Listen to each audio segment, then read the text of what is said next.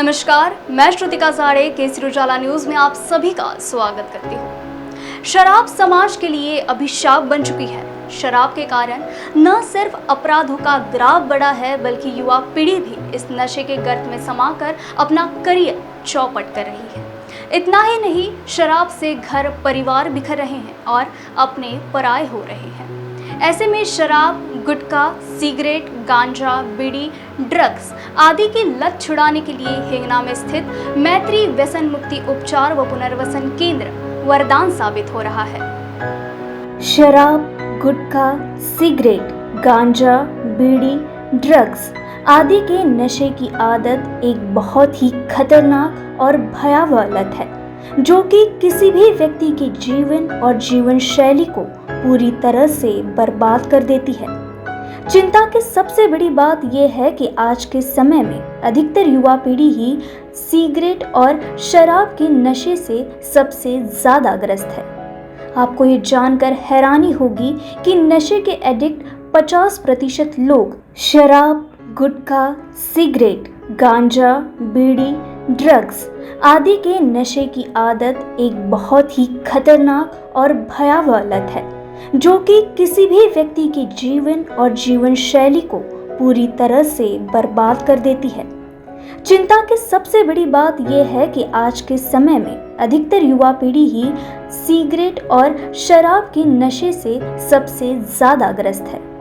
आपको ये जानकर हैरानी होगी कि नशे के एडिक्ट 50% लोग मात्र 13 वर्ष की आयु में ही शराब, गुटखा, सिगरेट, ड्रग्स आदि में से किसी न किसी नशे का सेवन कर चुके होते हैं। वैसे तो नागपुर में अनेकों व्यसन मुक्ति उपचार व पुनर्वसन केंद्र है, जहां लोगों को रखा जाता है, लेकिन मैत्री परिवार की बात ही कुछ और है।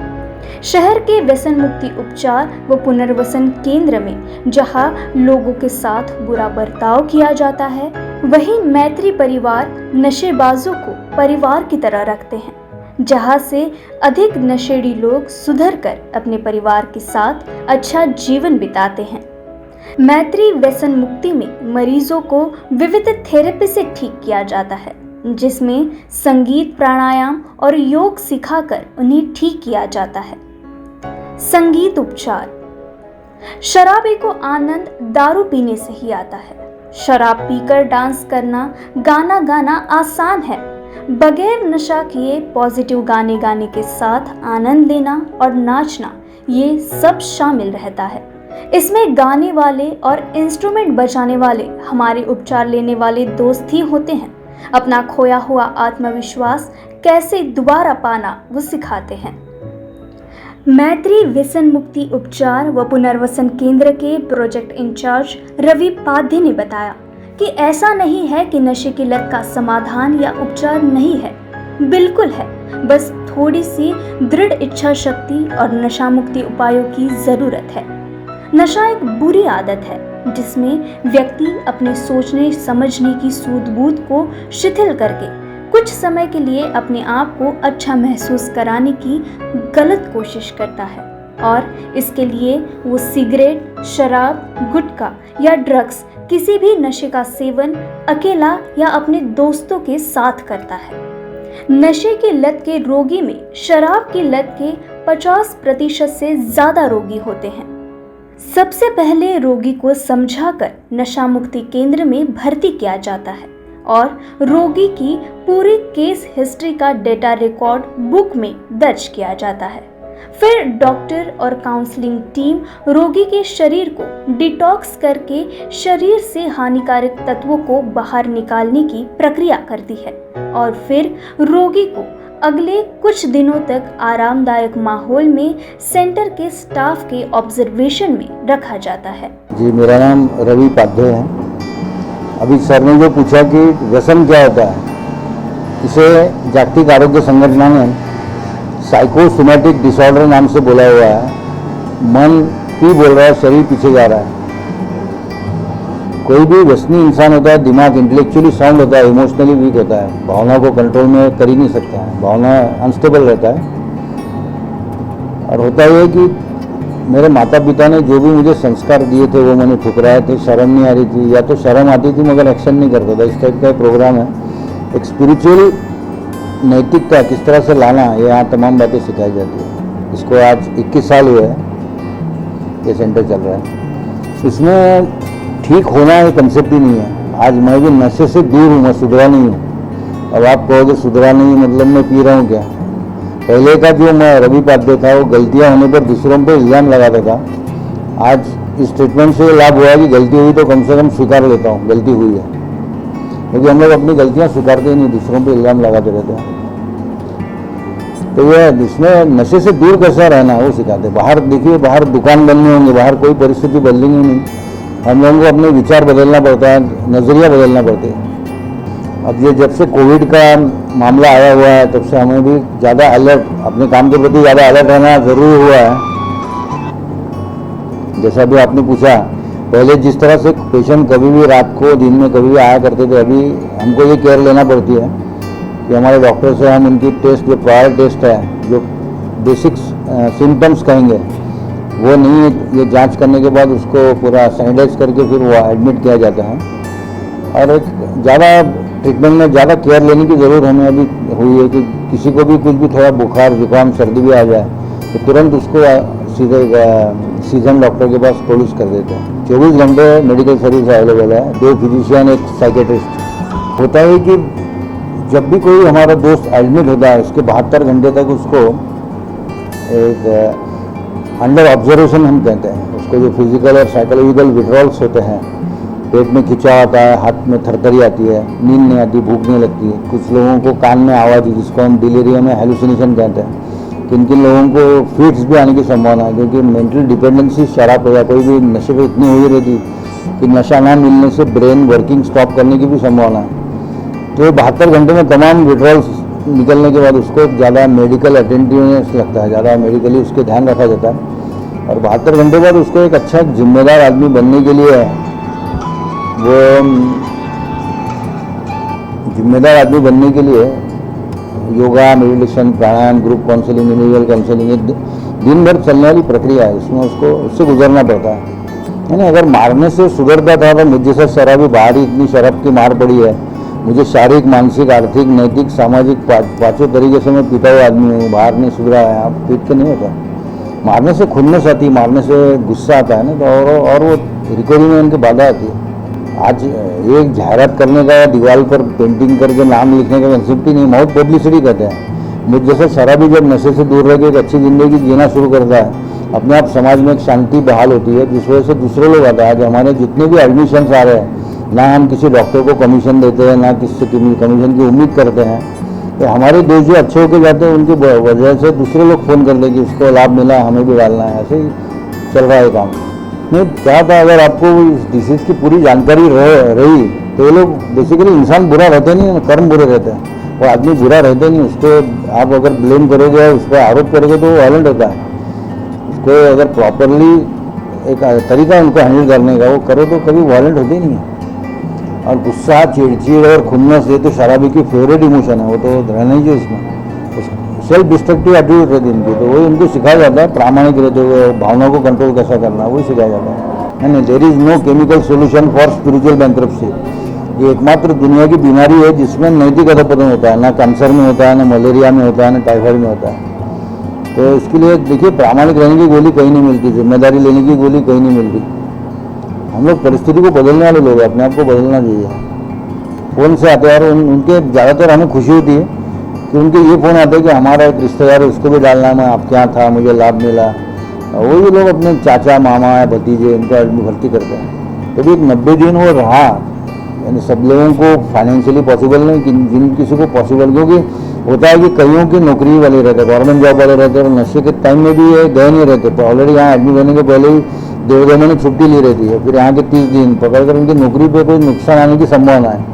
लेकिन हम ज़्यादातर पेरेंट्स से ये कहते हैं, जो लोग ज़्यादा समय दे सकते हैं रखने से फ़ायदा होता है, क्योंकि समझता सब एक्शन में लाने को बहुत वक्त लगता है। और प्रोग्राम एक्शन का, बोलने का नहीं है।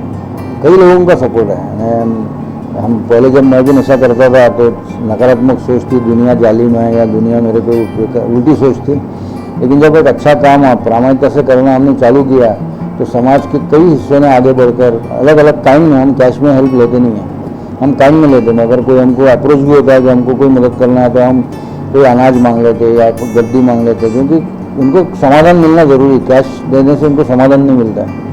तो काइंड स्वरूप में हम हेल्प ले लेते हैं, एक्सेप्ट कर लेते हैं, क्योंकि इसमें हम किसी का भला नहीं कर रहे हैं। ये काम से मैं सबसे कहना चाहता हूँ कि इस काम से हम लोगों की व्यसन मुक्ति ब्राइट हो जाती है। आज मुझ जैसे शराबी में जिसमें पेशेंस नहीं था, आज पेशेंस आ रहा है इस काम से, और जितना हम सकारात्मक बातें दूसरे आदमी से करते हैं उतनी हमारी रिकवरी स्ट्रांग होती है। तो इसमें आपने क्या पूछा, श्रेय किसको? हाँ, सभी यहाँ कार्यकर्ता, यहाँ काम करने वाले लोग हैं, समाज के भी कई ऐसे गण हैं जो आगे आकर उन्होंने काफ़ी मदद की। सबका कलेक्टिव एफर्ट्स है, सिंगल एफर्ट्स है नहीं इसमें कोई, यानी मैं हमारी डिसीज ही अहंकार का है, मैं का है। इसको हम कैसे हम में कन्वर्ट करेंगे, उसी का डिसीज है। रोगी के व्यवहार और कंडीशन के हिसाब से डॉक्टर और काउंसलिंग टीम दैनिक गतिविधियों का निर्धारण करती है और धीरे धीरे रोगी को खेल में योग, ध्यान, व्यायाम, समय पर भोजन और मोटिवेशनल गतिविधियों में शामिल करते हैं। कुछ समय बाद जब रोगी घर जैसे नए माहौल में सेट हो जाते हैं तो उन्हें अब सेंटर की कुछ छोटी छोटी जिम्मेदारियां जैसे अपने रूम की साफ सफाई, बागवानी, सुबह का योगा और व्यायाम कक्षा की लीडरशिप आदि दी जाती है। क्या नाम है सर आपका? केदार पनवलकर। आप हाँ जी, कितने साल से यहाँ पर है? मैं 2020 में यहाँ पर आया था। मैं एक शराबी हूँ। मुझे ये बीमारी का पता 2004 साल में पता चला, जब मैं खुद मुक्तांगन में एडमिट था। 2005 मैं खेलता रहा इस बीमारी से। मैं शराब कभी पीता था, कभी रोकता था। मैं रोकने के बाद क्यों वापस शराब पीता हूँ ये मुझे पता नहीं था। ये बीमारी मुझे अपनी ओर आकर्षित करती थी और मैं बार बार वापस जाके शराब पीता था। 2005 में मेरी शराब बंद हुई, अप्रैल 2005, 24 अप्रैल 2005। 5 साल तक मेरी शराब बंद हुई। मेरी शराब बंद होने के बाद 6 महीने के बाद मुझे पता चला था कि मेरा एक्स पार्टी डिवोर्स हो चुका है। मेरी बीवी मेरे बच्चे को लेके चली गई थी। मेरी इस लत की वजह से मुझे घर से बेदखल कर दिया गया। मैं बाहर निकल गया। मैं अपने लिए कोशिश करता था, लेकिन मैं हर वक्त गुलदस्ते में चीज़ें बताता था। मैं किसी को भी ये स्वीकार करने के लिए तैयार नहीं था कि ये सारी गलतियां मेरी थी। मेरा खुद का रिकवरी का पैटर्न मुझे सब चीज़ों को देखने की कोशिश करने पे मजबूर किया था। 17 साल के बाद में मैं अपने फैमिली के अंदर वापस से ब्रिजिंग करने की कोशिश कर रहा हूँ। मैं यहाँ अपनी बड़ी बहन के साथ रहता हूँ और मैत्री का बहुत बड़ा शुक्रगुजार हूँ, क्योंकि आज लॉकडाउन के समय में मेरे पास अभी ऑप्शन वापस कुछ नहीं है। मैं शायद वापस उस कंपनी को वापस ऑपरेशनल मैनेजर ज्वाइन कर लूँगा, लेकिन इस सिचुएशन के अंदर मेरे पास कुछ ना होते हुए भी मैं रोज़ सुबह घर से यहाँ आता हूँ। मेरा माइंड फ्रेश रहता है, मैं पॉजिटिव में घूमता हूँ। मेरे पास आज बहुत सारी चीज़ें ऐसी हैं जिससे मैं निगेटिविटी में ही हर वक्त घूमता था, जो आज मैं धीरे धीरे करके पॉजिटिव में घूम रहा हूँ। पैसा मैंने अमाप कमाया, पैसा मैंने अमाप गंवाया। रिलेशनशिप मेरे सारी तरफ से ख़त्म हो गई है। मेरे घर के लोग भी घर में आने के बाद में यही सोचते थे कि मैं कब वापस जाने वाला हूँ, और अगर मैं घर में हूँ तो शायद कुछ उत्पात तो नहीं करूँगा। अभी मैं नशे से दूर हूँ। एक दिन के हिसाब से मेरी ज़िंदगी चलती है। मुझे नहीं पता कि मैं रात में सोने के बाद कल सुबह ज़िंदा बचूँगा कि नहीं, लेकिन रोज़ सुबह उठने के बाद मैं उस ईश्वर को धन्यवाद देता हूँ कि आज उसने वो दिन मुझे दिखाया, और फिर उस ईश्वर से प्रार्थना करता हूँ कि आज के दिन और सिर्फ आज के दिन वो मुझे नशे से दूर रहने में मदद प्रदान करे। और मेरे लिए यही मदद है, यही ईश्वर है मेरे लिए। मैं लास्ट संडे, मेरी मदर, मेरी सिस्टर है, अरकानसा स्टेट यूनिवर्सिटी की डीन है वो। मेरी मदर इंदौर में रहती है, शी इज़ 88 नाउ। और लास्ट संडे मैं वीडियो कॉन्फ्रेंसिंग के द्वारा सबसे बात कर रहा था। और ये सबसे बड़ा मेरे लिए फॉर्चुनेट है कि मैं आज वापस से कोशिश कर रहा हूँ, आप अपने बीवी बच्चों को मिस करते हैं? बहुत ज़्यादा। बात क्योंकि करने का कोई जरिया? मैं बात करता हूँ, मेरी बीवी मेरे से बात करती है। अभी बात करते हैं? जी हाँ, मेरी बीवी मेरे से आज भी बात करती है, क्योंकि वो मेरे से आज भी बहुत प्यार करती है। उसने आज भी शादी नहीं करी। मेरे कैसे बात डिवोर्स, होती है? जी हाँ, मेरा बेटा मेरे पास में आके रह के गया था लास्ट ईयर। मैंने जैसे मैं अपने आप को जलाता हूँ, मैंने अपने साथ में मेरे जितने भी करीब के 40 जन हैं उनकी ज़िंदगी में मैंने आग लगाई थी। बीवी मेरे से बेहद प्यार करती है, बेहद। मेरा बेटा मेरे से बेहद प्यार करता है। मेरे को अपने आप को संभालते नहीं आता, मैं डिप्रेशन में चले जाता हूँ, मैं अकेलेपन में जीने लगता हूँ, मैं अपनी मन की भावनाएं उनको बता नहीं सकता हूँ। और ये सब जो चीज़ें हैं, ये विडम्बना इस बीमारी की है। आज अल्कोहलिक एनोनिमस की वजह से मेरे को एक इतना बड़ा प्लेटफॉर्म मिला कि आज मैं रवि सर से मदद ले लेता हूँ, कार्तिक सर से बात कर लेता हूँ, गौरव जी से बात कर लेता हूँ। और ये सब चीज़ें जो है ये मेरे को फ्री में मिलती है। कभी मैं इस चीज़ की कीमत ही नहीं करता था, क्योंकि फ्री में कोई चीज़ की मेरे पास में कोई वैल्यू नहीं थी। आज जब मैं वो बात करता हूँ या वो मुझसे बात करते हैं, तब मुझे ये समझ में आता है कि मेरे को एक दिन के हिसाब से ज़िंदगी जीना है। मैं शायद कितनी बार रोका हूँ शराब को, मुझे पता नहीं, कितनी बार क्यों चालू हुई।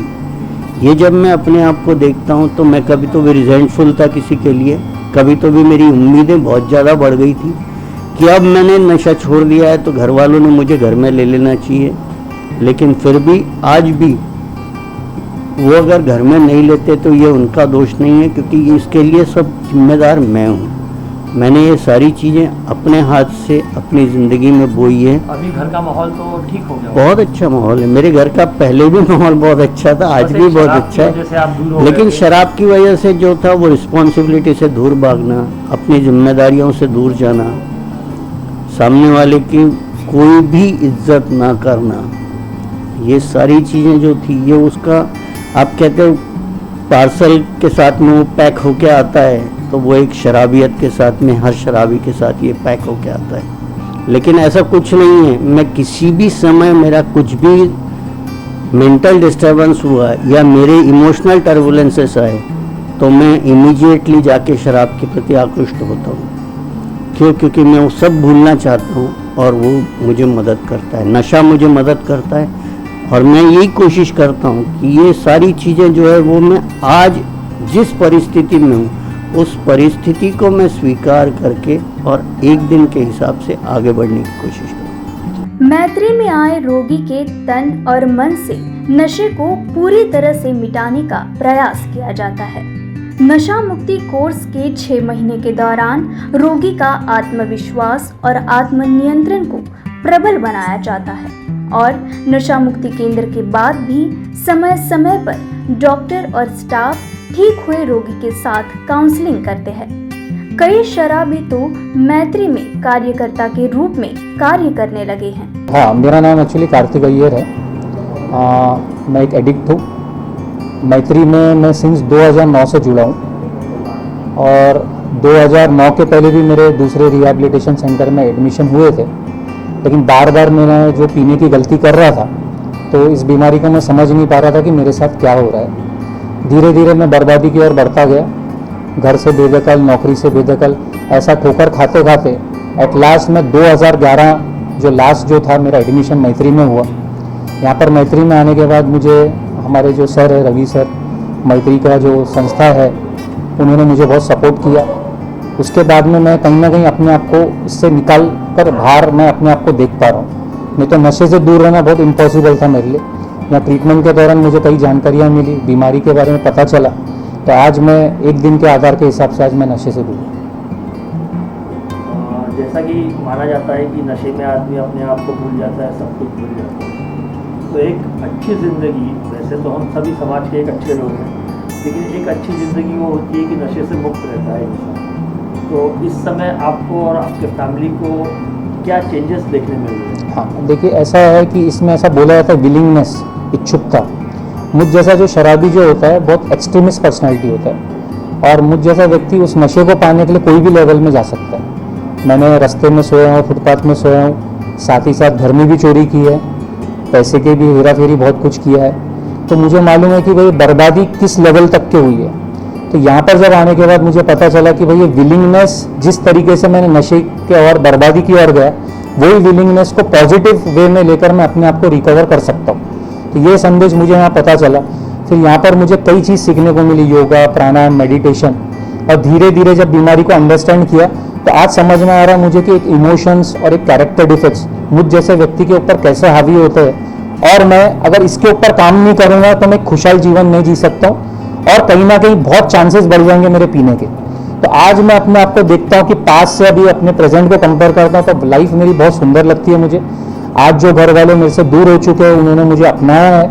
मैं तो एक ज़माना ऐसा था कि वो मेरा फ़ोन भी नहीं उठाते थे, मैंने ऐसे छोड़ दिया था, लेकिन आज ऐसा हो गया मैं परिवार में यूनाइट हो चुका हूँ। और साथ ही साथ जो बोला गया जो सौंदर्य है उसको, और साथ ही साथ लाइफ की जो रियलिटी है, वास्तविकता है, ये मुझे कहीं ना कहीं समझ में आ रही है।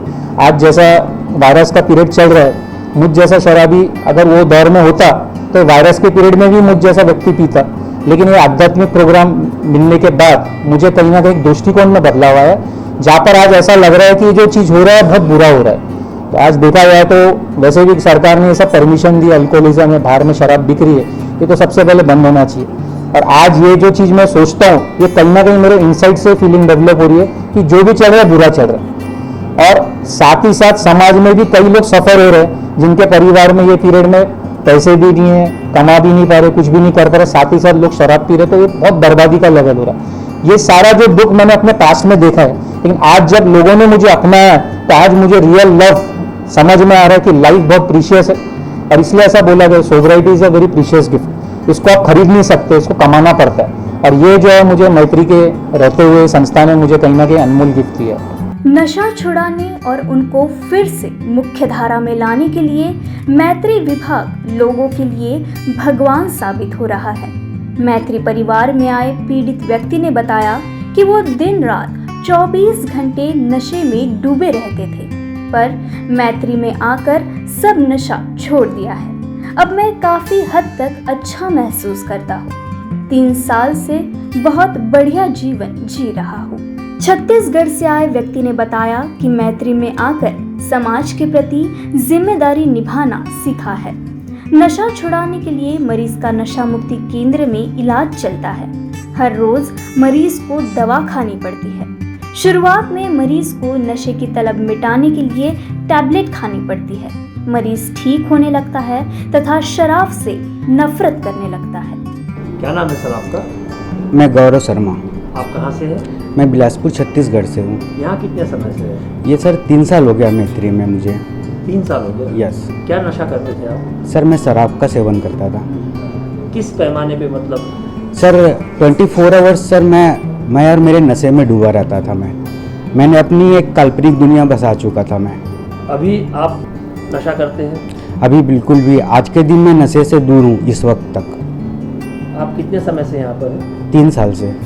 आपको यहाँ कैसा लग रहा है? बहुत बढ़िया फील कर रहा हूँ। एक असली जीवन जो एक मनुष्य जाति में होनी चाहिए, ह्यूमन बीइंग में, वो फीलिंग्स आज मेरे में आ रही है। सुख दुख दर्द डर है जो आनी चाहिए। आज मुझे वो चीज़ का एहसास हो रहा है कि ये मानव जीवन जो है किस तरीके से जिया जाता है।